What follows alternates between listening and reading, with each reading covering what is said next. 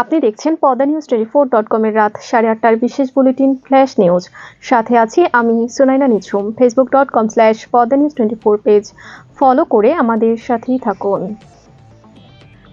জুলাই বিপ্লবের অন্যতম সংগঠক ও অন্তর্বর্তী সরকারের উপদেষ্টা মাহফুজ আলম বলেছেন, আওয়ামী লীগকে আর নির্বাচনে অংশ নিতে দেওয়া হবে না।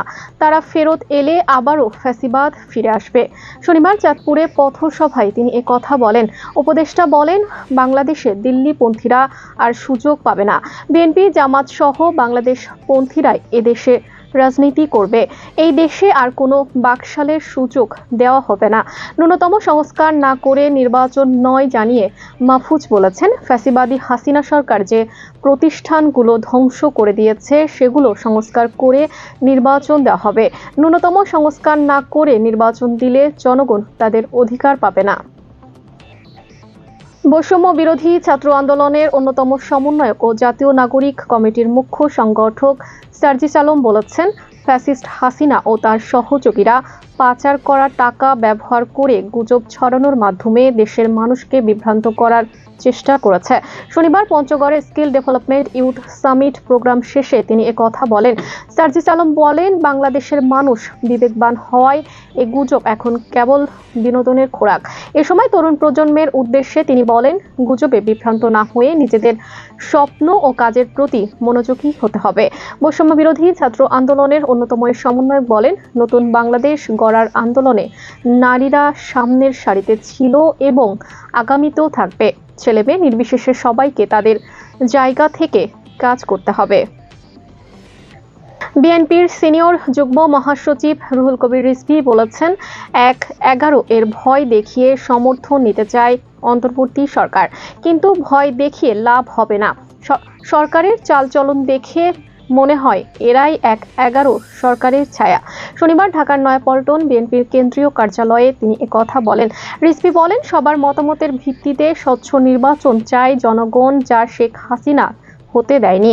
লড়াই সংগ্রাম করে বিএনপি টিকে রয়েছে উল্লেখ করে রিজভী বলেন, বিএনপির ভাবমূর্তি নষ্ট করতে ইচ্ছে করে প্রোপাগান্ডা ছড়াচ্ছে একটি গোষ্ঠী। বিএনপির সবসময় অবাধ ও সুষ্ঠু নির্বাচনের পক্ষে। জনগণের ভোটের অধিকার ফিরিয়ে দিতে বিএনপি সবসময় সোচ্চার ছিল, এখনো আছে, আগামীতেও থাকবে। যুক্তরাষ্ট্রের লুইসিনিয়ার কোম্পানি আর্জেন্ট থেকে প্রতি বছর 5 মিলিয়ন মেট্রিক টন তরলীকৃত প্রাকৃতিক গ্যাস এলএনজি কেনার অনানুষ্ঠানিক চুক্তি করেছে বাংলাদেশ। শুক্রবার প্রতিষ্ঠানটির এক বিবৃতিতে বাংলাদেশের সঙ্গে এলএনজি কেনার চুক্তির কথা জানিয়েছে।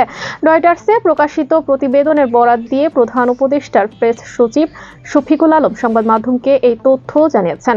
বলা হয়, এটি মার্কিন প্রেসিডেন্ট ডোনাল্ড ট্রাম্পের ক্ষমতায় আসার পর প্রথম বড় মার্কিন এলএনজি সরবরাহ চুক্তি।